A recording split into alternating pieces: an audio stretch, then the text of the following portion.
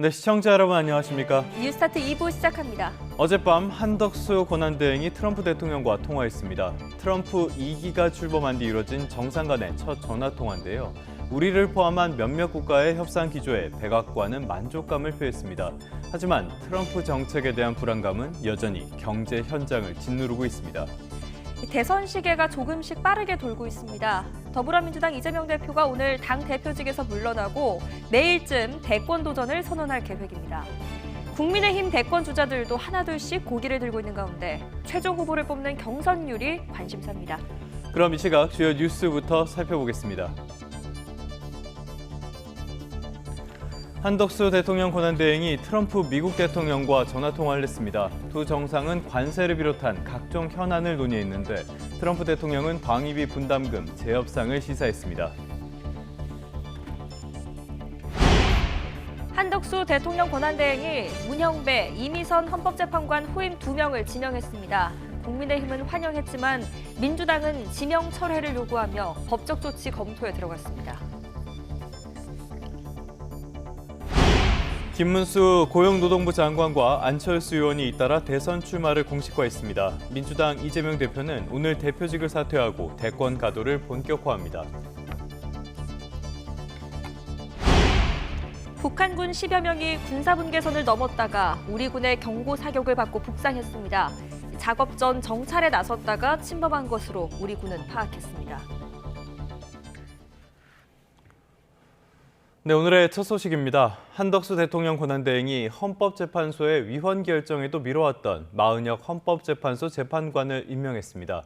그러면서 대통령 몫의 재판관 지명권까지 행사했습니다. 이번에 지명된 헌법재판관 가운데에는 윤석열 전 대통령의 40년 지기 이완규 법제처장이 포함되면서 논란이 일고 있습니다. 홍선기 기자입니다. 한덕수 대통령 권한대행이 임명을 미뤄오던 마용주 대법관 후보자와 마은혁 헌법재판관 후보자를 전격 임명했습니다. 헌재 판결에 따른 것이라고는 했지만 직무에 복귀한 뒤 2주 동안이나 미루다 이제야 임명한 데 대한 별다른 설명은 없었습니다. 한 대행은 또 곧 임기를 마치는 문형배 헌법재판소장 직무대행과 이미선 헌법재판관 후임도 지명했습니다. 대통령 몫인 지명권을 활용해 이완규 법제처장과 함상훈 서울고법 부장판사를 헌법재판관으로 낙점한 겁니다. 지명 배경으로는 경제부총리에 대한 탄핵안이 언제든 의결될 수 있는 상황이고 경찰청장 탄핵 심판도 진행 중이기 때문이라고 설명했습니다. 헌법재판소 결원 사태가 반복될 경우 대선 관리나 추경 그리고 통상 현안 대응에 심대한 차질이 불가피하다는 겁니다. 그러나 현직 대통령 탄핵 심판 상황에도 거부하던 헌법재판관 임명을 탄핵도 되지 않은 경제부총리를 이유로 서두른 건 설득력이 떨어진다는 지적입니다. 게다가 상대적으로 소극적 권한에 해당하는 국회 몫의 재판관 임명도 미루다가 논쟁의 여지가 있는 대통령 몫의 지명권을 적극적으로 행사한 것도 논란입니다. 한 대행은 이를 의식한 듯 국무위원들에게 전권을 갖고 책임 있게 행동할 것을 주문했습니다.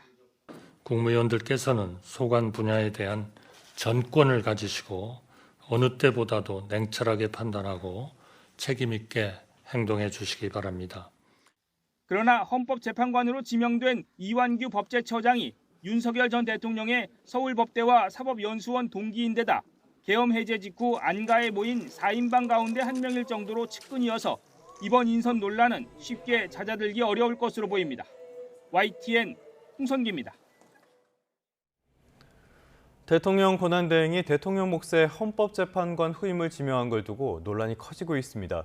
직무 권한을 넘어섰다는 비판이 제기됩니다. 국회나 대법원장이 아닌 대통령 몫의 재판관 지명은 이번이 처음이어서 앞으로 절차적인 논란이 불가피할 것으로 보입니다. 신지원 기자입니다. 박근혜 전 대통령이 탄핵된 2017년 3월 황교안 당시 대통령 권한대행은 대법원장 지명 몫인 이정미 헌법재판관 후임으로 이선혜 재판관을 임명했습니다. 그러나 대통령 지명 몫이었던 박한철 헌법재판소장의 후임은 임명하지 않았습니다. 대통령 고유의 지명 권한은 권한대행이 행사할 수 없다는 판단이었습니다. 이처럼 대통령 권한대행은 국정 공백을 최소화하는 현상유지적 권한만 가진다는 게 그동안 학계 정설로 통했습니다. 한덕수 대통령 권한대행이 대통령 몫의 재판관 후임 2명을 지명하며 대통령이 권리 등으로 직무를 수행할 수 없을 때 국무총리가 권한을 대행한다는 헌법 71조를 근거로 들었지만 법조계에선 이례적이라는 해석입니다.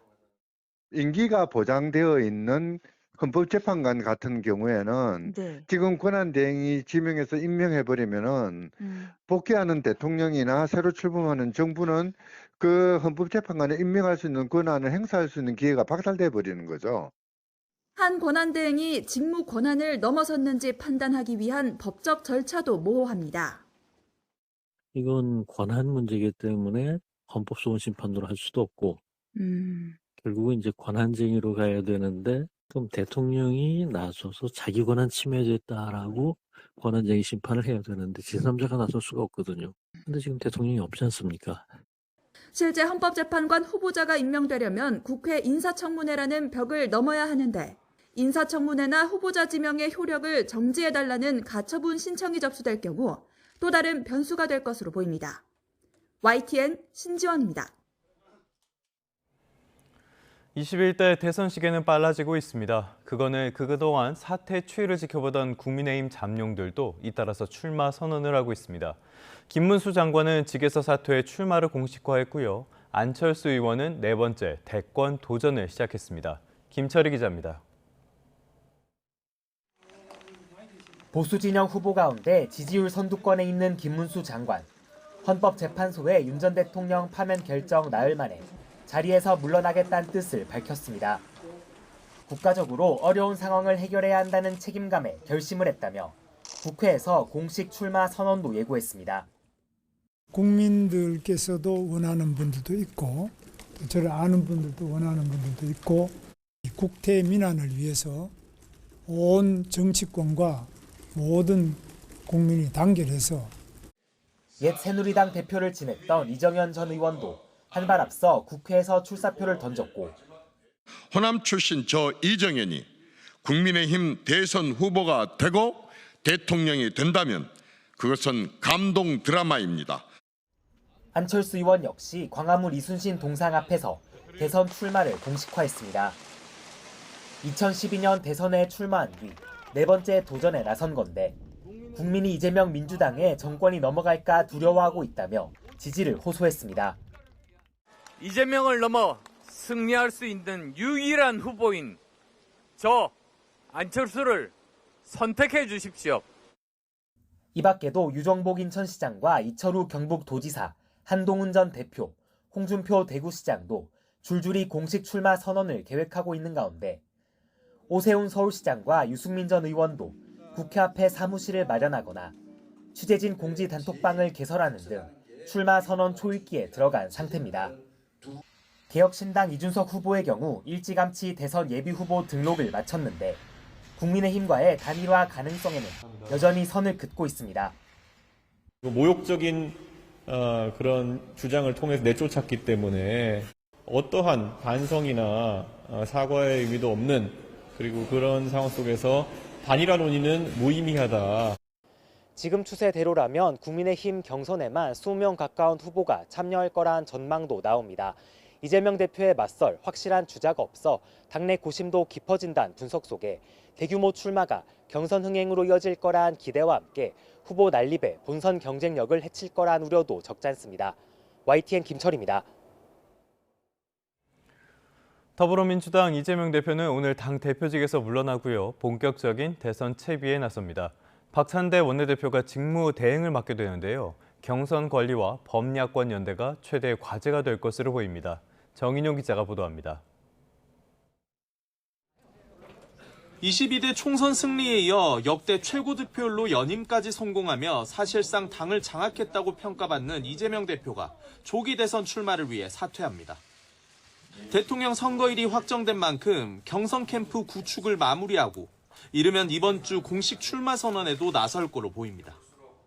민생회복과 실용주의 성장론을 비중 있게 다룰 거란 관측이 나오는데 이 대표 경제정책을 지원할 싱크탱크인 성장과 통합도 오는 16일부터 본격 가동됩니다.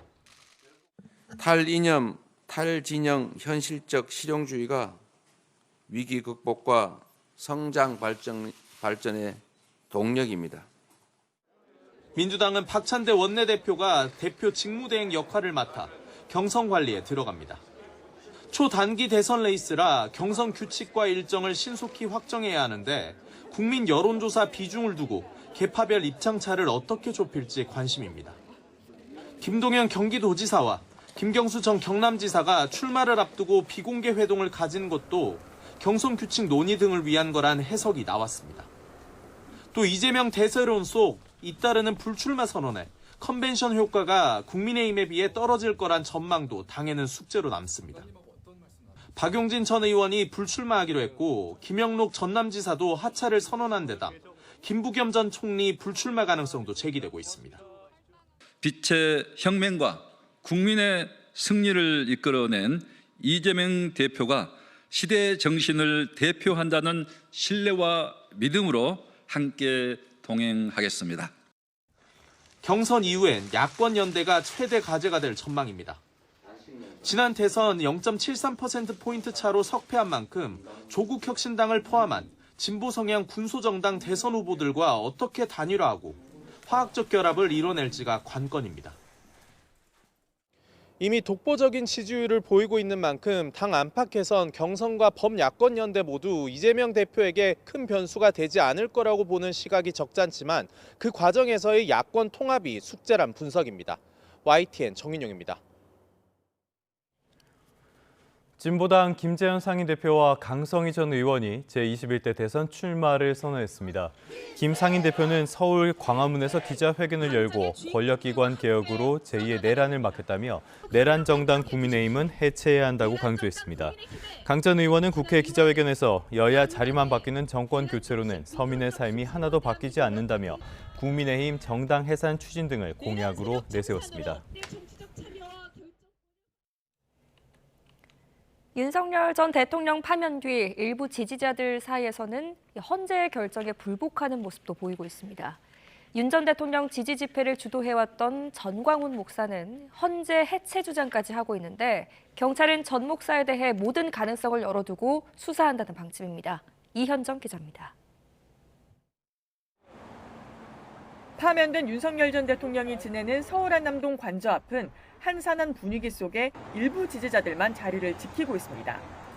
윤 어게인이라고 적힌 피켓이 눈에 띄는데 윤 전 대통령이 대선에 다시 나서야 한다는 의미로 해석됩니다. 이처럼 일부에서 헌재 결정에 불복하는 모습이 보이는 가운데 윤 전 대통령 지지 집회를 주도해온 전광훈 사랑제일교회 목사도 국민 저항권을 계속 주장하고 있습니다. 탄핵 결정을 받아들일 수 없다며 헌재를 해체해야 한다고도 말합니다. 헌법재판소는 국민 저항권으로 해체시켜야 되는 것입니다. 헌법재판관들이요, 저것들은 한 방에 날려야 되는 것입니다.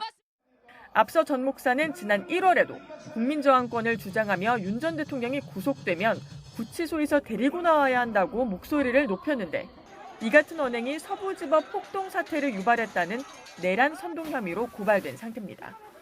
참고인 조사를 모두 마친 경찰은 전 목사의 과거 발언과 폭동 피해자 신문 조서를 분석하며 둘 사이 연관이 있는지 들여다보고 있습니다.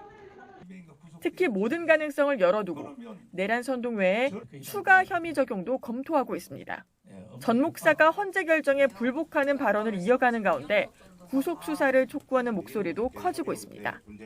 이에 대해 전 목사 측은 앞선 언행은 표현의 자유 범위 안에서 이뤄진 정치적 의사표명이라며 앞으로 소환 조사 등은 변호인단과 협의해 대응하겠다고 밝혔습니다. YTN 이현정입니다. 고위공직자범죄수사처가 비상계엄 수사를 어느 정도 끝마치면 해병대 채모상병 순직 사건의 수사를 재개할 계획이라고 밝혔습니다. 윤석열 전 대통령도 이 사건의 피의자로 입건돼 있어서 조사가 이루어질지 관심이 모입니다. 권준수 기자입니다. 지난 1월 윤석열 전 대통령을 상대로 체포영장 집행 등에 나섰던 고위공직자범죄수사처가 비상계엄 관련 수사를 어느 정도 매듭 짓는 대로 해병대 채모상병 순직과 관련한 수사를 다시 시작하겠다고 밝혔습니다. 해병대 수사단의 수사 결과를 경찰에 넘기는 과정에서 외압은 없었는지 등을 들여다볼 계획으로 공수처 관계자는 기본적으로 최상병 사건을 맡았던 검사들 거의 전원이 계엄 사건에 투입돼 있어 어느 정도 정리가 필요하다고 말했습니다. 관심은 윤 전 대통령에 대한 조사가 이루어질지 여부입니다. 윤 전 대통령 소환 가능성을 열어두고 있느냐는 질문에 공수처 관계자는 기본적으로 피의자로 입건된 상태라며 관련 절차는 수사팀이 판단할 문제라고 답했습니다. 윤 전 대통령은 최상병이 숨진 경위를 숨기고 이종섭 전 국방부 장관을 주 호주 대사로 임명해 도피시킨 혐의 등으로 재작년 고발당했습니다. 공수처는 지난해 1월 국방부와 해병대 사령부를 압수수색하는 것을 시작으로 수사에 착수했지만 계엄이 터진 이후로 진전은 없었습니다. 이제 불소추 특권도 없고 국가 안보를 운운하며 수사를 회피할 방도도 없다. 지금 즉시 수사외압 직권남용 범죄의 핵심 피의자 윤석열을 구속 수사해야 한다. 윤 전 대통령이 피의자로 입건된 또 다른 사건들도 수사 속도가 붙을 전망입니다.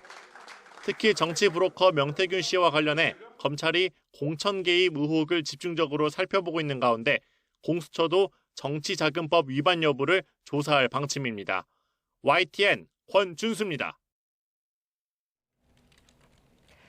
대장동 개발 사업을 위해 성남시의회 의장에게 성남도시개발공사 설립조례안 통과를 청탁하고 뇌물을 준 혐의로 기소된 김만배 씨가 2심에서 무죄를 선고받았습니다.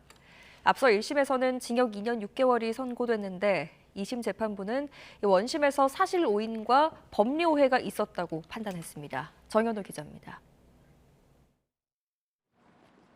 대장동 개발 사업을 도와달라며 최윤길 전 성남시의회 의장에게 뇌물을 공여한 혐의로 1심에서 실형을 선고받은 화천대유 대주주 김만배 씨가 항소심에서 무죄를 선고받았습니다.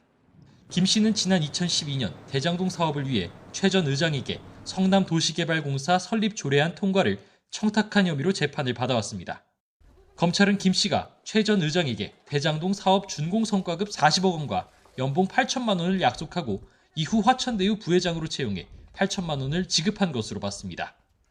앞서 1심 재판부는 뇌물 공여 혐의를 인정해 김 씨에게 징역 2년 6개월을, 최 전 의장에겐 징역 4년 6개월을 선고했습니다. 하지만 2심 재판부는 원심에서 사실 오인과 법리 오해가 있었다며 두 사람 모두 무죄를 선고했습니다. 재판부는 우선 최 전 의장의 직무상 부정행위 혐의를 유죄로 인정하지 않았습니다. 시의회에서 공사 설립 조례안이 통과된 건 대장동 주민 의견을 수용한 시의원들의 소신 등이 배경으로 최 전 의장 때문은 아니라고 봤습니다.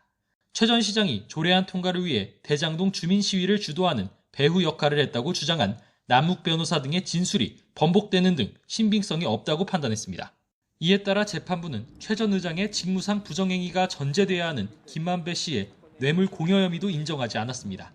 김 씨는 무죄 판결에 거듭 감사하다고 밝혔습니다. 사건의 실체적 진실에 입각해서 현명한 판단을 해주신 재판부께 감사드립니다. 1심과 뒤집힌 무죄 판단을 받아든 검찰은 상고 여부를 검토할 것으로 보입니다. YTN 정현우입니다. 더불어민주당 이재명 대표는 대선 선거운동 기간을 포함해 다음 달 2차례 더 대장동 사건 재판을 받게 됩니다. 서울중앙지방법원은 어제 이 대표의 대장동 미래, 백현동, 성남FC 사건 공판에서 다음 달 13일과 27일을 추후 공판기일로 지정했습니다. 이 대표의 변호인은 공판에서 오는 27일의 경우 대선 본선 선거운동 기간이라 기일에서 뺐으면 좋겠다는 의견을 내며 대선은 단순히 피고인 개인의 문제가 아니라고 강조했습니다. 이에 대해 검찰은 기일을 진행하는 게 좋다는 의견을 냈는데 재판부는 우선 계획대로 기일을 지정하면서 이 대표 측에게 구체적인 일정이 정해지면 법원에 자료를 제출하고 미리 허가를 받으라고 당부했습니다.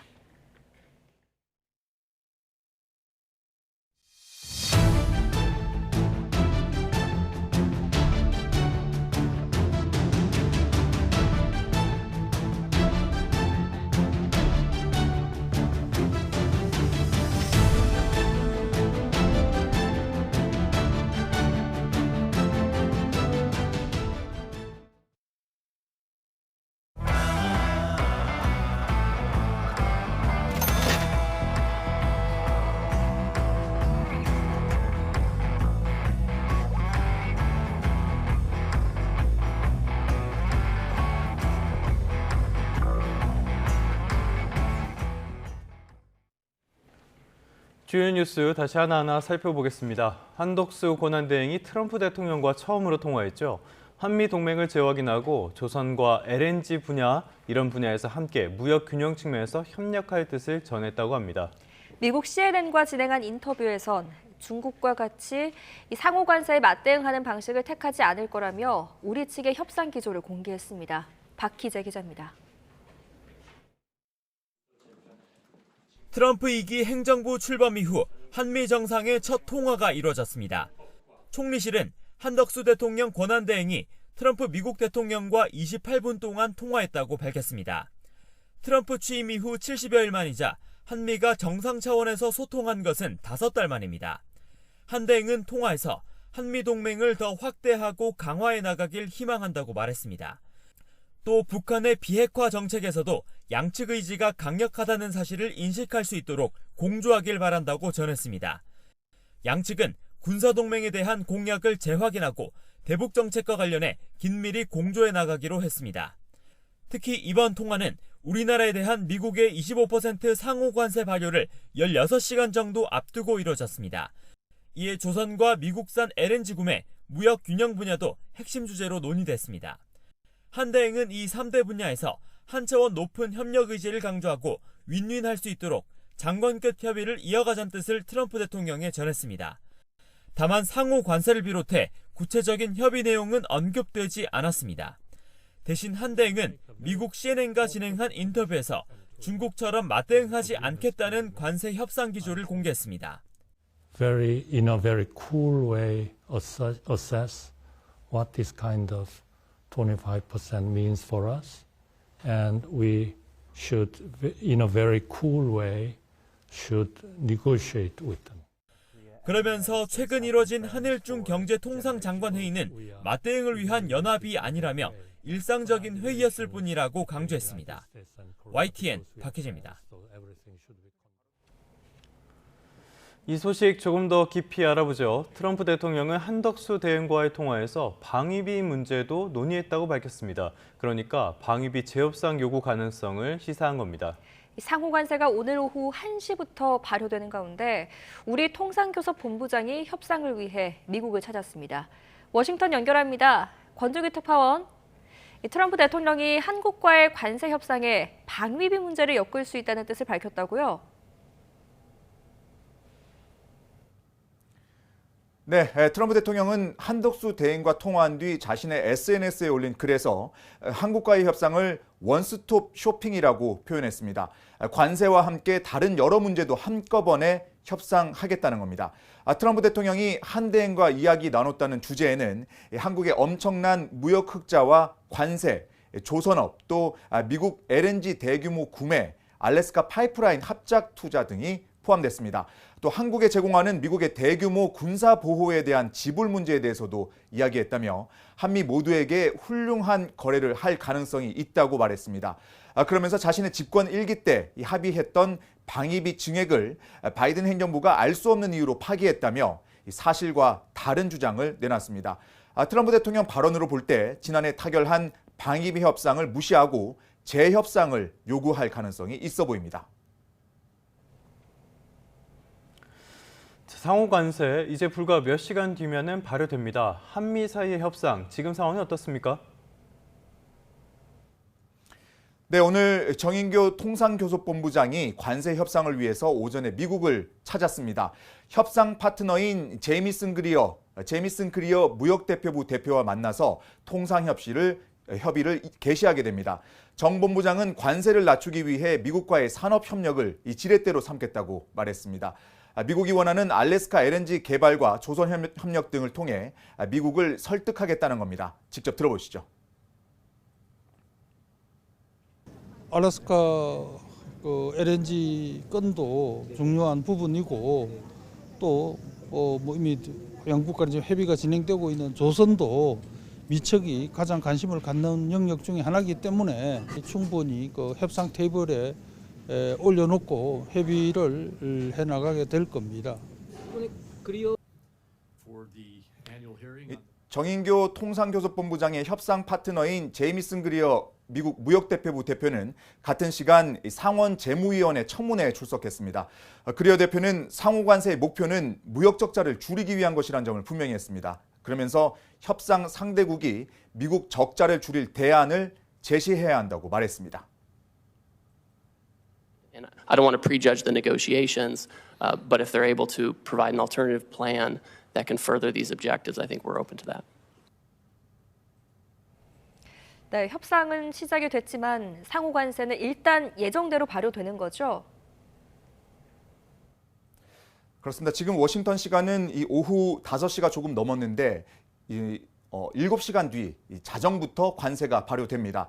협상팀이 도착한 한국도 예외가 아닙니다. 지난 5일부터 발효된 10% 보편 관세에 15%가 더해져 25% 관세가 붙게 됩니다. 보복 관세를 이유로 추가 관세를 매긴 중국의 경우 총 104% 관세가 발효된다며 미국에 대한 보복은 실수가 될 거라고 백악관은 경고했습니다. 또 트럼프 대통령이 한국, 일본 등 동맹국과 우선 협상할 것을 지시했다며 본격적인 협상 국면에 돌입했음을 알렸습니다. 들어보시죠. The president has detailed his calls with the leaders of Japan and South Korea. We are going to prioritize our allies and our partners around the world first when it comes to these negotiations, and the trade team will be divvying them up again to make tailor-made trade deals around the world. 현재 60여 개 나라가 줄줄이 협상을 기다리는 가운데 협상 타결이 얼마나 걸릴지는 알 수 없습니다. 정인교 본부장은 목표는 상호 관세를 아예 없애는 것이지만 어렵다면 일단 낮춰가야 한다며 협상에 아마 시간이 좀 걸릴 것 같다고 말했습니다. 지금까지 워싱턴에서 전해드렸습니다. 증시도 살펴보죠. 오늘도 뉴욕 증시는 롤러코스터를 탔습니다. 3대 지수 모두 큰 폭 상승으로 거래를 시작했는데요. 백악관이 중국에 대한 추가 관세를 발표하자 급락세로 돌아섰습니다. 관세 충격에 자동차 업계는 출고를 중단하거나 일시 해고에 나섰습니다. 트럼프 관세 부작용이 조금씩 현실화하고 있습니다. 뉴욕 지국을 연결해서 자세한 내용 들어보겠습니다. 이승윤 특파원, 오늘도 뉴욕 증시 관세 소식에 큰 부침을 겪었다고요? 네, 그렇습니다. 트럼프 미국 대통령의 상호 관세 발표 이후 무너져 내렸던 뉴욕 증시는 바닥을 딛고 뛰어오르는 듯한 그런 강한 반등세로 출발했습니다. 트럼프 행정부가 무역 상대국들과 개별 협상에 나서면서 관세 정책이 안정성을 찾을 것이라는 기대감에서였습니다. 하지만 트럼프가 중국에 대한 104% 보복 관세 부과 방침을 밝히면서 증시에 찬물을 끼얹었습니다. 이후 우량주 중심의 다우존스 30 산업평균 지수는 전장보다 0.84% 하락했습니다. 대형주 중심의 스탠다드 & 푸어스 500 지수는 1.57%, 기술주 중심의 나스닥 종합 지수는 2.15% 떨어졌습니다. 경제 전문가의 얘기를 들어보시죠. But if it's long term, what you're going to end up doing is creating trade wars, and nobody wins in a trade war. And then ultimately what happens is money freezes. 이런 가운데 자동차 업체들이 미국 수출을 멈추거나 제조시설 가동을 중단하는 등 트럼프의 수입차에 대한 25% 관세 여파가 현실화했습니다. 영국의 자동차 업체인 제규어 랜드로버는 한 달 동안 이 미국으로의 자동차 출하를 일시 중단했습니다. 크라이슬러 등의 브랜드를 보유한 스텔란티스는 캐나다와 멕시코 제조 시설에 가동을 중단했고 엔진 공장 직원 900명을 일시 해고했습니다. 독일 자동차 업체 아우디는 고율 관세 부담에 최근 미국에 도착한 차량 출고를 보류했습니다. 이렇게 되면 고급 브랜드인 제규어 랜드로버나 아우디 차량의 경우에 관세 여파로 차량 가격이 대당 3천만 원까지 더 오를 수 있다는 분석도 나오고 있습니다. 트럼프의 기대와는 달리 이 자동차 제조사들이 제조 시설을 미국으로 옮기는 방안도 쉽지 않을 것이란 전망이 나오고 있습니다. 관세 정책이 이렇게 워낙 불확실하다 보니까 수조 원대에 달할 수 있는 막대한 신규 자본 투자 결정을 내리기가 쉽지 않아서 관망세를 당분간 유지하기 때문이라는 분석입니다. 지금까지 뉴욕에서 YTN 이승윤입니다. 트럼프 대통령이 유럽연합 EU의 공산품 무관세 제한을 거부했습니다. 그러면서 3,500억 달러어치의 미국산 에너지 구매를 요구했습니다. 이 협상 카드가 소진된 이유는 액화 천연가스 LNG 수입 확대를 논의할 수 있다고 밝혔지만 상호 관세 시행을 목전에 두고 전망이 밝지는 않습니다. 런던 조수연 특파원입니다. EU가 미국의 공산품 무관세를 제한하자 트럼프 대통령은 충분하지 않다고 일축했습니다. 그러면서 미국은 유럽의 안보를 위해 많은 비용을 들이는데 유럽은 무역에서 미국에 손해만 입혀왔다고 비판했습니다. 이어 무역 적자를 빠르게 해소하려면 유럽 국가들이 미국산 에너지 구매를 확대해야 한다고 말했습니다. Well, it's got to be fair. It's not fair. We have a deficit with the European Union of $350 billion, and it's going to disappear fast. 그러자 EU는 액화 천연가스, LNG 수입 확대를 논의할 의향이 있다고 밝혔습니다. 트럼프 대통령의 요구에 즉각 반응하며 협상 의지를 거듭 강조한 겁니다. We didn't start the situation. We're trying to fix it. We're waiting for our American counterparts to engage in a meaningful way. EU 집행위원회는 미국 철강 관세에 대해 예고한 보복 조치도 역풍을 우려해 대폭 조정했습니다. 트럼프 대통령이 문제 삼은 버번 위스키를 보복 관세 품목에서 제외했고 관세율도 최대 50%에서 25%로 낮춘 것으로 알려졌습니다. 이와 별개로 자동차와 상호관세 대응책도 고심하고 있지만 여전히 협상이 우선이라는 입장입니다. EU는 또 중국과는 오는 7월 정상회담을 개최하기로 했습니다. 관세 돌파구를 찾지 못하자 그동안 불편한 사이였던 중국과도 관계 개선을 모색하며 무역 질서가 더 흔들리는 것을 막으려는 모습입니다. EU는 관세 전쟁을 원치 않는다며 미국의 연일 협상 메시지를 발신하고 있지만 단기간에 진전을 기대하기는 어려워 보입니다. 런던에서 YTN 조수연입니다. 달러원 환율이 야간 시간대 상승폭을 확대하며 16년 만에 가장 높은 수준으로 올라섰습니다. 우리 시각으로 새벽 2시 달러원 환율은 서울 외환시장 종가에 비해 11.2원이 오른 1,479원에 거래를 마쳤습니다. 글로벌 금융위기 시절인 지난 2009년 3월 13일 이후 가장 높은 수준입니다.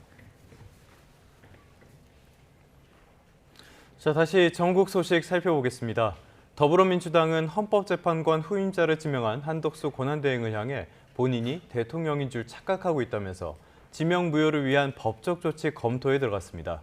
반면 국민의힘은 한덕수 대행의 용기 있는 결단이라며 높이 평가했습니다. 황보혜경 기자입니다.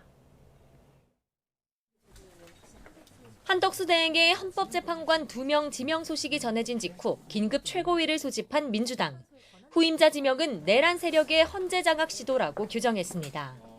그동안 권한대행이 대통령목 헌법재판관을 지명한 사례는 없었다며 명백한 월권이라고 거세게 반발했습니다. 한덕수 대통령 권한대행이 자기가 대통령이 된 것으로 착각한 것 같습니다. 토끼가 호랑이 굴에 들어간다고 호랑이가 되는 건 아니죠. 이번 인사권 행사 배후엔 파면된 윤석열 전 대통령이 있다는 의혹도 제기했습니다. 민주당은 원천 무효를 위해 헌재의 권한쟁의 심판과 효력정지 가처분 신청 등을 검토하고 있습니다. 자격이 없는 후보자를 지명해 인사청문회를 열게 하는 건 국회 권한을 침해한 행위라 권한쟁의 심판을 통해 위헌 여부를 따져봐야 한다는 주장입니다.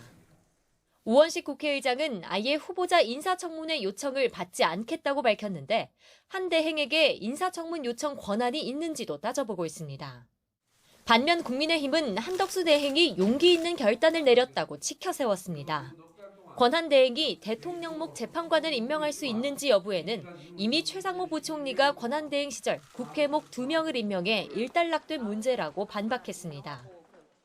모든 헌법기관을 민주당이 원하는 대로만 구성하고 끌고 가겠다는 당리당략이라는 점을 분명히 지적하고 또 민주당이 내란 공범일 가능성이 크다고 주장한 윤 전 대통령 측근으로 꼽히는 이완규 법제처장을 두고는 미스터 클린이라며 논란을 일축했습니다. 다만 한 대행이 마은혁 헌법재판관을 임명한 건 잘못됐다면서 마 재판관은 좌편향적인 인물이라고 비난전을 이어갔습니다. 민주당은 국회 법사위 긴급 현안 질의를 열고 이완규 법제처장을 불러 헌법재판관 지명 배경 등을 따져보겠다는 방침입니다. 여야 이견이 팽팽한 만큼 거센 공방이 예상됩니다. YTN 황보혜경입니다.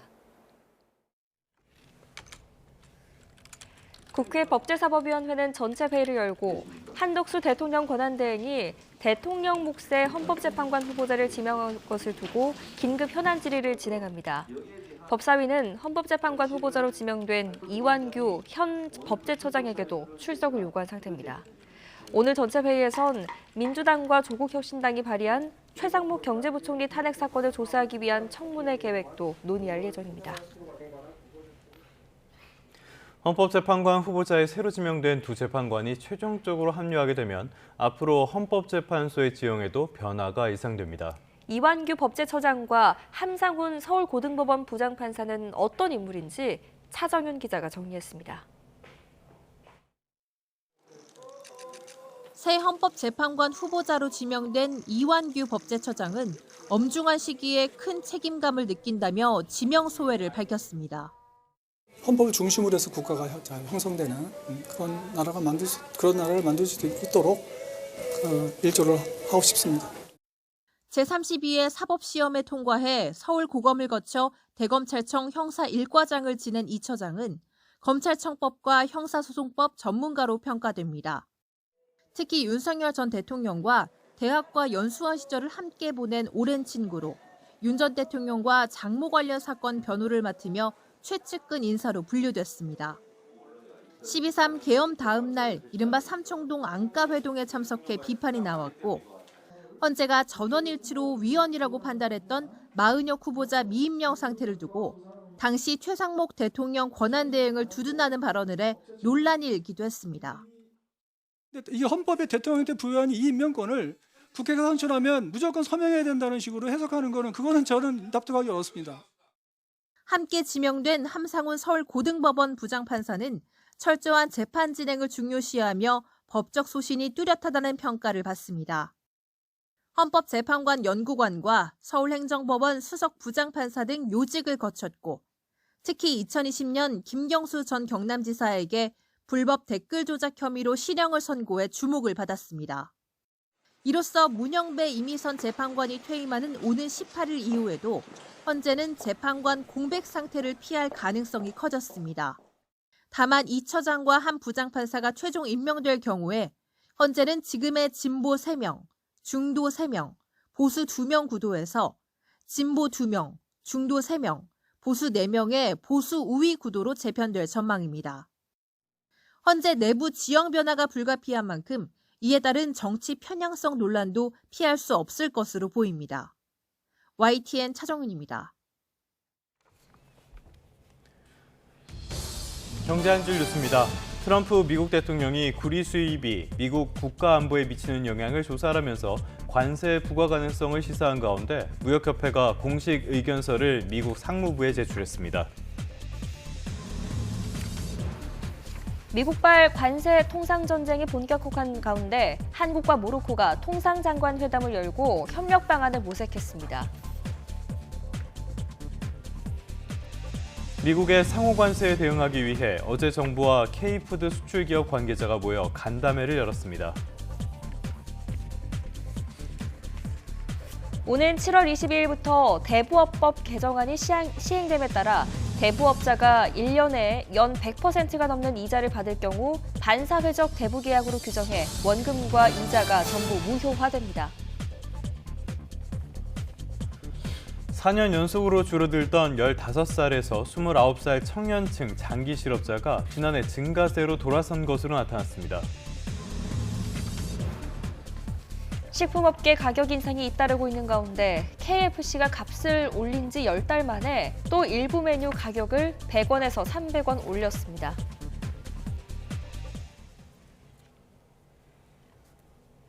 북한군 10여 명이 어제 오후 동부전선 군사 분계선을 넘었다가 우리 군의 경고 사격을 받고 다시 북으로 돌아갔습니다.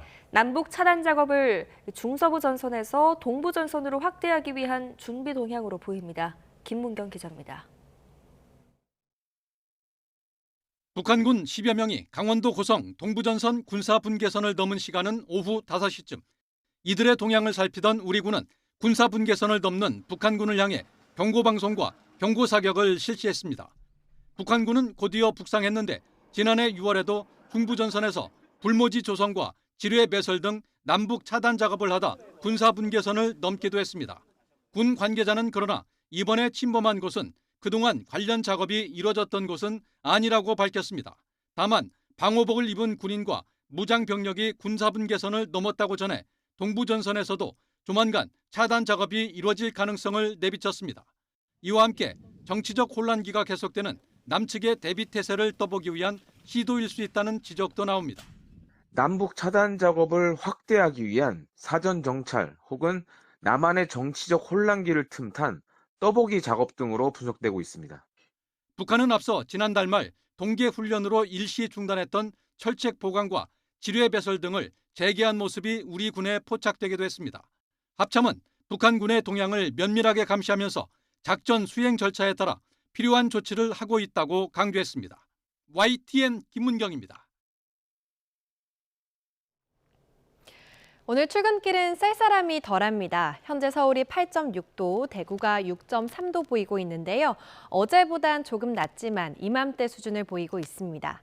하늘은 차츰 흐려지면서 늦은 오후에는 비도 내리겠습니다. 우산 챙기셔야겠습니다. 비는 오후 3시 무렵 서쪽 지역부터 시작돼 밤에는 전국으로 확대하겠습니다.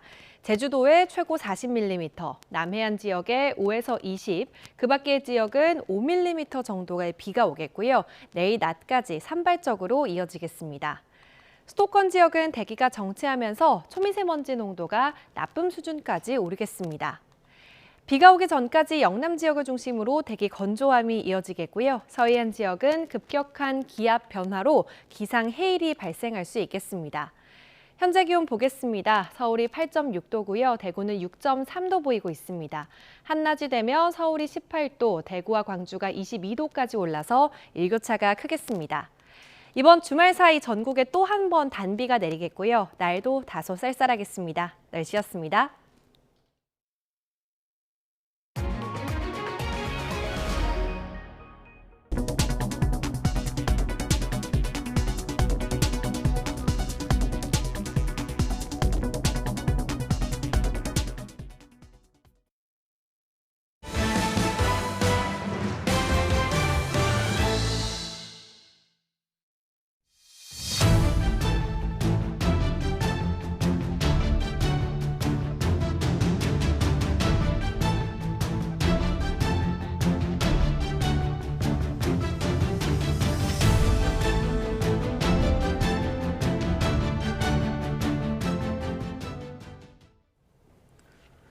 트럼프의 국가별 상호 관세 부과를 앞두고 정인교 통상교섭본부장이 워싱턴에서 미국과 본격적인 협상에 나섰습니다. 조선과 알래스카 LNG 개발 협력을 놓고 우선적으로 협상할 계획인데 백악관은 한국을 포함한 동맹과 먼저 협상하겠다고 밝혔습니다. 워싱턴 홍상의 특파원입니다. 미국과 본격적인 상호관세 협상에 나선 정인교 통상교섭본부장은 조선과 알래스카 액화 천연가스 개발 협력을 협상 카드로 꼽았습니다. 알래스카 LNG 건도 중요한 부분이고 또 이미 양국 간 협의가 진행되고 있는 조선도 미척이 가장 관심을 갖는 영역 중에 하나이기 때문에 충분히 협상 테이블에 올려놓고 협의를 해나가게 될 겁니다. 25% 상호관세와 철강, 자동차 품목관세로 수출에 타격이 불가피한 만큼 상호관세 면제가 가장 큰 목표지만 어렵다면 낮춰나가는 데 주력하겠다고 밝혔습니다. 조현동 주미대사도 상호관세율 25%는 충격적이라며 조선과 반도체, 방위산업 등 전방위적 협상을 계속하겠다고 말했습니다. 그러나 이제 관세 조치가 가시화되어 미국과의 본격적인 협상의 장이 열리게 된 만큼 관세 조치의 부정적 영향을 최소화하기 위한 적극적인 대미 협상이 더욱 중요한 시점입니다.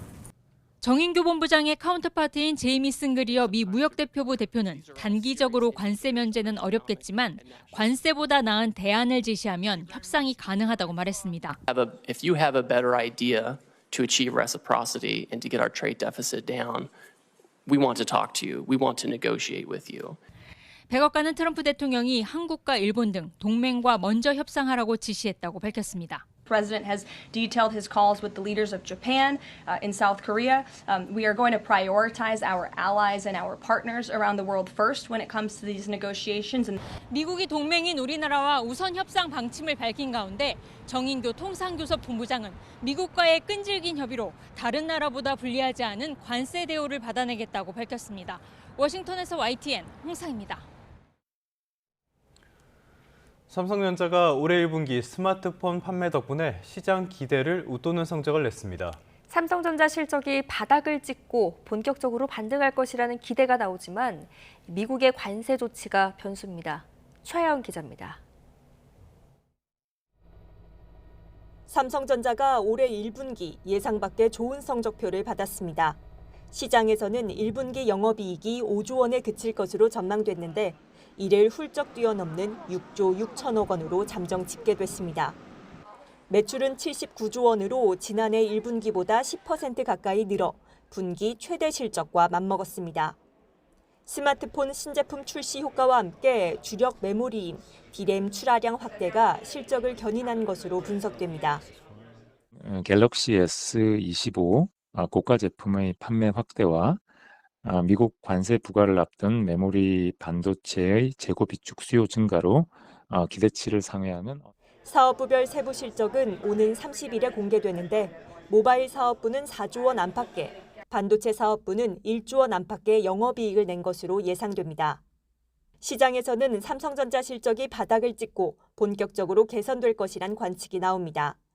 특히 D램 가격 상승 등 반도체 업황이 개선될 기미를 보이면서 실적 회복에 더욱 무게가 실립니다. 다만 미국의 관세 정책이 큰 변수입니다. 관세가 정말 유효하다면 미국의 수출이 좀 5월 달부터는 이축이 되지 않을까 그렇게 예상하고 있습니다. 스마트폰이나 PC가 미국 수요가 이축이 되면 이게 범용 반도체 공급 영향을 주기 때문에 삼성전자도 앞날이 불투명한 만큼 실적에 일희일비하기보다는 자세를 낮추고 상황을 예의주시하고 있습니다. YTN 최하영입니다. 지난해 역대 최대 수출액을 기록한 이른바 K푸드, 미국에서도 큰 인기를 끌고 있다고 하죠. 상호 관세가 부과되면 가격 경쟁력을 잃어버리게 돼 타격이 불가피합니다. 정부와 기업들이 대응 전략을 찾고는 있지만 뚜렷한 해법이 보이지는 않습니다. 오동건 기자의 보도입니다. 지난해 수출액 130억 달러로 역대 최고 기록을 쓴 K푸드. 특히 저렴하고 건강한 음식이란 입소문을 타고 미국 수출이 20% 넘게 늘었습니다. 전체 수출 시장 중 1위입니다. 여세를 몰아 정부는 올해 140억 달러로 목표로 잡았지만 미 상호 관세가 변수로 떠올랐습니다. 농식품부는 일단 기업들이 수출 단가를 낮출 수 있도록 원료 구매 자금과 수출 바우처, 수출보험 확대 지원을 검토하고 있습니다. 기업 입장에서는 그 수출 단가를 좀 낮출 수 있는 것, 이게 이제 공통적으로 이야기할 수 있는 해결 방안인 것 같습니다. 또 미국 외의 시장을 확보하기 위해 우리 기업의 현지 박람회 참가를 돕거나 해외 온라인몰에 한국 식품관 입점 등 온라인 마케팅도 강화할 계획입니다. 하지만 당장 25%의 비용 추가를 눈앞에 둔 기업의 입장에서 큰 도움이 될지는 미지수입니다. 미국의 관세 문제로 한국 기업들의 비용이 크게 증가하는 상황인데 정부에서 말씀해 주신 방침이 저희들에게는 얼마나 도움이 될지 크게 와닿지는 않는 상황입니다. 더구나 미국 측이 우리 농산물 검역 기준과 유전자 변형 식품 규제를 비관세 장벽으로 지적하고 있는 터라 예상을 넘는 강도 높은 압박이 이루어질 수도 있습니다. 이처럼 정부가 수출 기업들과 함께 미 상호 관세에 적극 협력하기로 했지만 불확실한 환율과 예측할 수 없는 미국의 반응 등 다양한 변수가 존재해 K푸드의 미국 수출에는 어려움이 예상됩니다. YTN 오동건입니다. 대규모 세수펑크 영향에 지난해 나라 살림을 보여주는 재정 수지 적자가 2년 만에 100조 원을 또 넘어섰습니다. 재정 적자를 GDP의 3% 이내로 묶는 재정 준칙은 3년째 지켜지지 못했습니다. 보도에 오인석 기자입니다.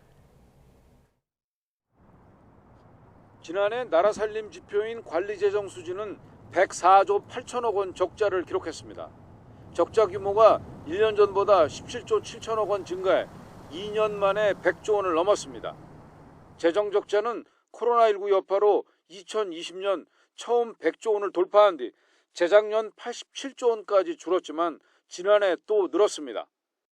경기 둔화로 대규모 세금 펑크가 난 것이 영향을 끼쳤습니다. 특히 기업 실적 부진에 법인세는 18조 원 가까이 감소했습니다.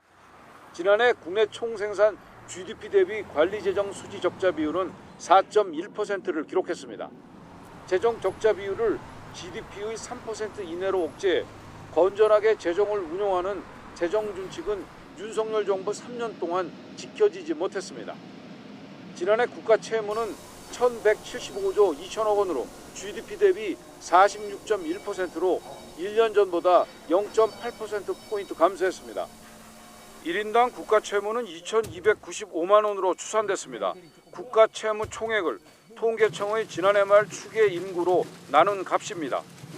국가 순자산은 635조 4천억 원으로 65조 6천억 원 증가했는데 국민연금기금 운용 수익률이 15%의 역대 최고 수익률을 기록해 국가가 보유한 유동 투자 자산이 199조 6천억 원 늘었습니다. 정부 청사 재산 가치는 8조 5천억 원으로 세종청사가 3조 5천억 원으로 가장 많았습니다. 경북 고속도로는 12조 900억 원, 경북 고속철도는 6조 7천억 원으로 집계됐습니다. YTN 오인성입니다. 지난 6일 대구에서 산불 진화 헬기가 추락해 기장이 숨진 사고 당시의 영상을 YTN이 확보했습니다. 헬기는 중심을 잃고 완전히 뒤집힌 모습이었는데 이를 목격한 주민들은 조종사가 끝까지 민가를 피하려고 노력한 것처럼 보였다고 말했습니다. 김근우 기자의 단독 보도입니다. 지난 6일 대구 서변동 산불 현장 주변입니다. 세찬 바람에 비닐하우스가 흔들리더니 벼랑간 하늘에서 헬기 한 대가 추락합니다. 확대해보니 헬기는 이미 균형을 잃고 옆으로 뒤집힌 상태입니다. 주민들이 조종사를 구하려 해보지만 추락과 함께 붙은 불이 금세 거세진 탓에 소용이 없었습니다. 구조에 나섰던 주민들은 헬기가 크게 휘청이는 순간에도 민가를 피하려 했다고 당시 상황을 전합니다. 그 민가에 안 떨어지려고 그 항구 기사님이 노력을 좀 많이 하신 것 같습니다. 밑에는 곡식도 별로 없고 농작물도 별로 없고 또 민가에 떨어지면 피해가 많을 것으로 알아서. 사고로 숨진 고 정궁호 기장은 군과 경찰항공대를 합쳐 40년 가까운 경력의 베테랑 조종사였습니다. 친구에게 산불 이재민과 푸른 사냐를 위해 최선을 다하겠다는 문자를 보낼 정도로 책임감이 강했습니다. 항상 자랑스럽다는 답장을 보낸 게 고작 사고 일주일 전이었습니다. 정년퇴직하고 마지막 남은 여생은 그 산불 그 진화에 쏟겠다고 해서 후배 양성을 위해서 이제 끝까지 남아서 일하다가 이런 일을 당하게 됐죠. 경찰은 국토교통부와 국립과학수사연구원 조사 결과가 나오면 형사기동대에 수사를 맡겨 항공사 과실 여부 등을 확인하기로 했습니다. 국토부는 이번 주까지 현장 확인을 모두 마무리하고 김포공항으로 헬기 잔해를 옮겨 정밀 조사에 들어갈 계획입니다. YTN 김근우입니다. 경남 하동에서 발생한 산불은 24시간 만에 주불이 잡혔습니다. 지난달 산청 하동 산불 이후 얼마 지나지 않아 또다시 발생해 대형 산불로 또 번지지는 않을까 관계 당국이 노심초사했습니다. 박종혁 기자의 보도입니다. 산불 진화 헬기가 쉴 새 없이 저수지로 날아듭니다. 물을 채워 산불 현장으로 곧장 날아가 주불을 잡기 위해 안간힘을 씁니다. 육상에선 진화대원과 공무원 등 600여 명이 불길에 바짝 붙어 불을 끄고 확산을 막았습니다. 그렇게 꼬박 24시간을 채우고서야 하동 산불의 주불이 잡혔습니다. 지난달 21일 산청에서 발생한 산불과 비교하면 상대적으로 낮은 해발 고도와 주위에 갖춰진 임도로 접근이 쉬웠습니다. 낮은 해발 고도와 함께 잘 갖추어진 임도야말로 이렇게 위난한 어려움을 겪을 때, 산불과 같은 어려움을 겪을 때 아주 큰 도움이 되는. 발생 3시간 30분 만에 산불 2단계 발령이 났지만 그나마 24시간 만에 주불이 잡힌 겁니다. 산불은 예초기 사용 과정에서 난 불티가 원인인 것으로 추정되는 상황입니다. 산청 산불에 이어서 또 이번에 하동에 산불이 발생했습니다. 정말 큰 걱정을 했는데 다행히 조기에 좀 진화가 된 것 같습니다. 산불이 나면서 하동군 옥종면 7구의 마을 주민 300여 명이 대피하며 불편을 겪었습니다. 이번에도 어김없이 자원봉사자들은 현장으로 달려와 이재민과 진화대원들을 보이지 않는 곳에서 도왔습니다. 우리는 적십자는 구호단체로서 어떻게 하면은 그 재난 현장에 그 이재민하고 또 우리 그 진화 요원들 어떻게 하면 도와드릴까 이런 마음으로 지금 막 최선을 다하고 있습니다. 지난달 30일 산청하동 산불에 주불이 잡힌 지 얼마 되지 않아 또 발생한 산불로 70헥타르가량 산림 피해가 예상됩니다. 여기에 산불 진화 대응과 공무원 또 헬기 조종사 등 산불 진화에 들어간 인적, 물적 자원을 생각하면 그만큼의 기회 손실도 발생했습니다. YTN 박정혁입니다.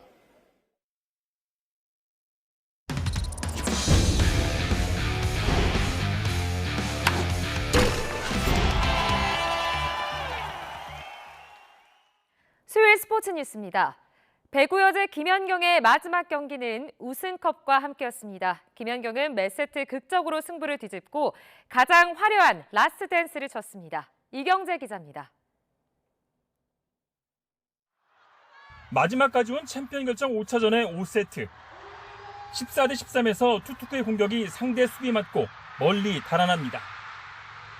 유난히 길었던 올 시즌 봄 배구의 주인공은 흥국생명이었습니다. 첫 두 경기를 손쉽게 잡았던 흥국생명은 3, 4차전을 내주고 패배 위기까지 갔지만 5차전을 잡고 6년 만에 그리고 통산 5번째 챔피언에 등극했습니다. 아본다자 감독과 코칭 스텝 그리고 선수는 서로를 안고 눈물이 흘리며 벅찬 감동을 함께 나눴습니다. Lost idea we can win. I play anytime for win, doesn't matter. So I want to win 2 years ago, last year, this year. The feeling is the same. Never give up. And this year... 세계적인 배구 여자 김연경의 라스트 댄스는 더없이 극적이었고 화려했습니다. 5차전에서 34득점을 포함해 챔프전 5경기에서 선수로서 마지막 투혼을 불사는 김연경은 기자단 투표 결과 만장일치로 챔프전 MVP에 뽑혔습니다. 국내 복귀 이후 한 번 더 우승컵을 들어올리고 은퇴하겠다는 꿈도 결국 이루어졌습니다. 은퇴를 하면서 MVP도 맡고 또 우승으로 마무리할 수 있는 선수가 몇 명이나 될까라는 생각도 들고요. 그러면서 저는 정말 좀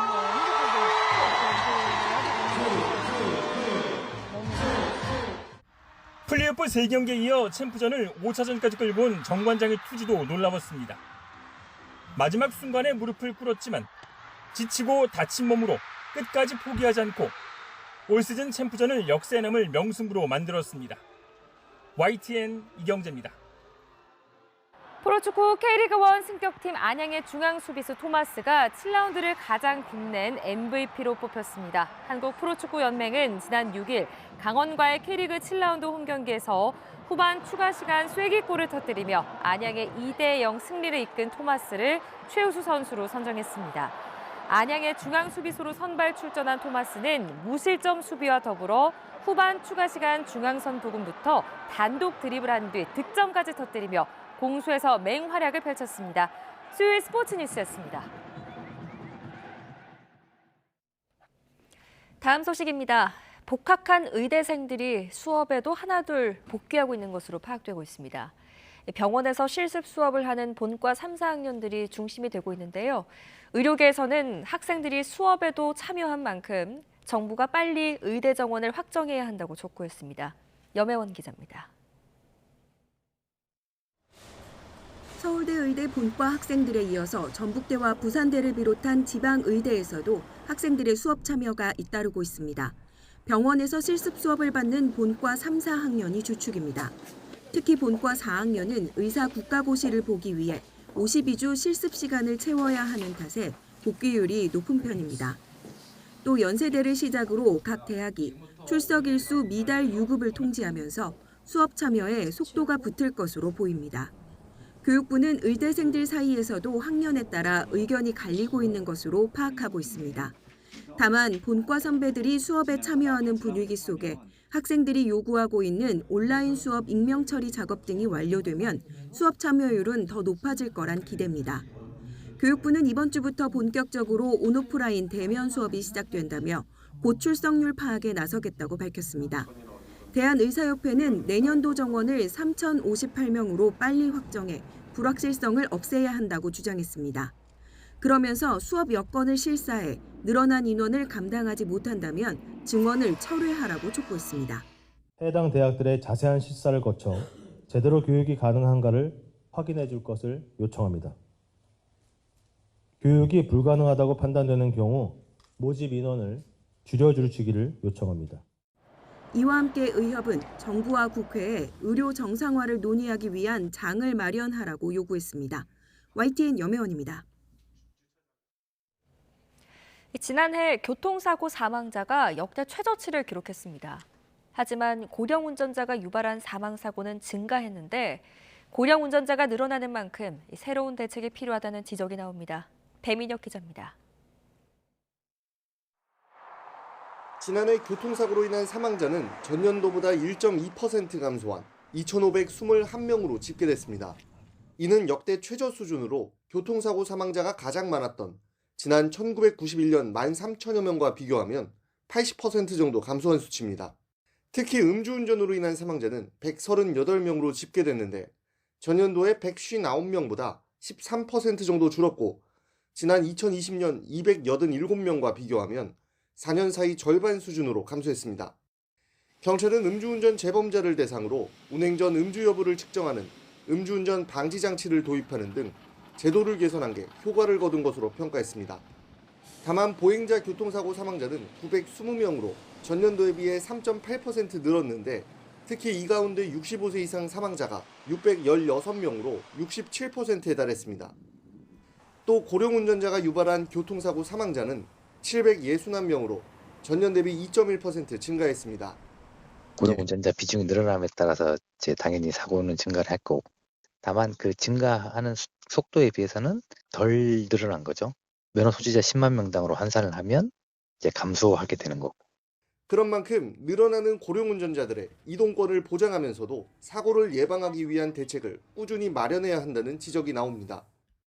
그래서 꼭 운전을 해야 되겠다. 그런 분들은 이제 그 조건부 운전 제도를 통해서 어느 정도 그 조건이 갖춰지고 능력이 되면은 이제 사고를 안 날 수 있는 환경에서 운전을 하는 거죠.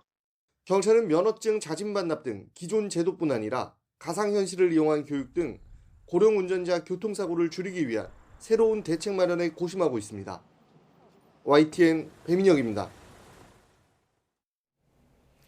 가수 보아가 최근 방송인 전현무와 취중 상태에서 진행한 이른바 라방, SNS 라이브 방송에 대해 사과했습니다. 보아는 어젯밤 팬 플랫폼을 통해 이번 라이브 방송에서 자신의 경솔한 언행과 발언, 그리고 미성숙한 모습으로 불편함을 느끼셨을 모든 분께 사과드린다고 밝혔습니다. 보아는 특히 당사자가 없는 자리에서 박나래를 언급하고 또 신뢰가 되는 발언을 한 점에 대해 박나래에게 죄송하다는 뜻을 밝혔다고 전했습니다. 앞서 보아는 지난 5일 라이브 방송에서 취한 상태로 자유분방한 모습을 보이며 전현무와 박나래의 교제설에 대해 평가해 온라인상에서 논란이 있었습니다. 주식 투자하는 분들, 특히 미국 증시에 관심 많은 분들 요즘에 밤에 잠도 잘 못 주무실 것 같습니다. 그만큼 뉴욕 증시는 물론 전 세계 금융시장이 불확실하고 불안한 상황이 이어지고 있습니다. 간밤에 뉴욕 증시는 또 한 번 급락했습니다. 어제 약간 불안감이 다소 잦아드나 했는데요. 겁에 질려서 주식을 집어 던지듯이 팔아치우는 투매 현상이 다시 나타난 셈입니다. 3대 지수 모두 하락했는데요. S&P 500은 1%대 중반, 그리고 나스닥 지수는 2% 넘게 급락세였습니다. 트럼프 2기 출범 직후에 2만이 넘었던 나스닥, 벌써 15,000선까지 미끄러져 내렸습니다. 장 초반의 분위기는 나쁘지 않았습니다. 3대 지수 모두 오름세로 거래를 시작했고요. 그 오름폭도 꽤나 컸는데요. 나스닥 지수는 장중에 4% 넘는 오름폭을 기록하기도 했습니다. 하지만 역시 문제는 트럼프였습니다. 백악관에서 발표가 나왔는데 중국이 보복 관세에 나서자 여기에 다시 보복하겠다는 뜻을 공식화한 겁니다. 9일부터 미국에 무려 중국에 104% 관세를 부과하겠다는 점을 공식화했는데요. 이 관세가 현실화하면 물건값보다 세금이 더 비싸지게 되는 셈입니다. 제이미슨 그리어 미국 무역 대표는 미국의 무역 적자를 줄일 방안을 제시한다면 협상이 가능하다면서도 단기의 관세 면제는 어렵다라는 입장을 내놓기도 했죠. 중국도 가만히 있지는 않을 겁니다. 이미 보복 관세를 밝힌 상태인데 리창 총리가 폰데어 라이엔 유럽연합 집행위원장과 통화하면서 외부 영향을 완전히 상쇄할 만한 충분한 정책적인 도구가 있다고 강조하기도 했습니다. 트럼프의 폭주에 오히려 중국과 유럽은 관계 개선에 나서는 모습입니다. 7월에 중국과 EU 정상회담도 진행될 계획이라고 해요. 미국과 중국을 중심으로 한 관세 전쟁이 더욱 확대되는 분위기가 역력하다고 볼 수 있는데 트럼프의 관세 정책이 중국으로부터 물건을 많이 사는 미국에 더 충격을 줄까 아니면 물건을 더 많이 파는 중국에 더 타격을 줄까 이 부분도 한번 봐야 될 것 같습니다. 아마 두 나라 모두 그리고 연관된 모든 국가에게 심각한 충격을 주게 되지 않을까 싶습니다. 트럼프의 관세 정책을 두고 백악관과 공화당 일각을 제외하면 비판적인 목소리 일색인 것만 봐도 알 수 있는 부분이 아닐까 싶습니다. 간밤에 눈에 띄는 종목으로는 애플을 꼽아봤습니다. 트럼프의 관세는 모두를 패자로 만들고 있지만 그 가운데에서도 애플과 테슬라가 직격탄을 맞고 있는데요. 간밤에도 5%나 폭락했습니다. 4거래일 연속 하락인데 이 기간 동안의 낙폭이 보시는 것처럼 20%가 넘습니다. 시가총액 8천억 달러가 사라지면서 뉴욕 시가총액 1위 자리도 마이크로소프트에 내줬습니다. 왜 이렇게 유독 애플이 약세를 보일까요? 여전히 중국 매출이 작지 않다는 점 하나 들 수 있겠고요. 그리고 부품 수급부터 제조까지 중국 의존도가 크다는 점, 이거를 두 번째 이유로 꼽을 수가 있습니다. 조금씩 실물 경제의 타격이 가시화하면서 트럼프 측근들 사이에서도 파열음이 터져 나오고 있습니다. 트럼프 2기가 출범한 지 이제 석 달도 지나지 않았는데요. 코로나19 팬데믹 때보다 상황이 더 나쁘다. 대공황급 경제 위기가 우려된다. 이런 목소리가 나오고 있습니다. 이런 목소리가 나오는 이유, 백악관이 알아들었으면 하는데 트럼프는 여전히 자신만의 세계에 빠져 있는 것 같습니다. 지금까지 3분 뉴욕 증시였습니다. 봄꽃이 활짝 피며 완연한 봄 기운이 느껴지니 이제는 출근길에도 쌀쌀함이 덜합니다. 현재 서울 기온은 9도 선으로 예년 기온을 다소 웃돌고 있습니다. 이제 옷은 다소 가볍게 입어도 되겠는데요. 다만 오늘 우산은 챙겨서 나오셔야겠습니다. 늦은 오후에 서해상에서 비구름이 다가오면서 전국에 비 예보가 들어 있습니다. 오후 4시 무렵 서쪽 지역부터 비가 시작되겠고 밤에는 비가 전국으로 확대하겠습니다. 수도권과 전남 지역은 내일 아침까지, 그 밖의 지역은 내일 오후까지 산발적으로 비가 오겠습니다. 그 사이 제주도에는 최고 40mm, 남해안에 5에서 20, 그 밖의 지역은 5mm 정도의 비가 예상되고요. 내일 남부지방과 제주도에서는 돌풍과 벼락이 동반되겠습니다. 오늘 수도권 지역은 대기가 정체하면서 초미세먼지 농도가 높게 오르겠습니다. 어제 발원한 황사는 대부분 상층으로 지나 큰 영향은 없겠지만 비에 섞여서 내릴 가능성이 있습니다. 비가 오기 전까지 영남을 중심으로 대기 건조함이 계속되겠습니다. 현재 기온은 서울이 8.6도, 대구는 6.3도로 출발하고 있고요. 낮 기온은 서울이 18도, 광주와 대구가 22도까지 올라서 일교차가 크겠습니다. 이번 주말 사이 전국에 또 한 번 단비가 내리겠고요. 강한 바람도 동반되며 다소 날이 쌀쌀하겠습니다. 급격한 기압 변화로 오늘 서해상에서는 기상해일이 발생할 수 있습니다. 높은 파도가 갯바위나 방파제를 넘을 수 있으니까요. 해안가 안전사고에도 주의하셔야겠습니다. 지금까지 YTN 이혜민입니다. 네, 3분 뒤에 뉴스타트 3부가 계속됩니다.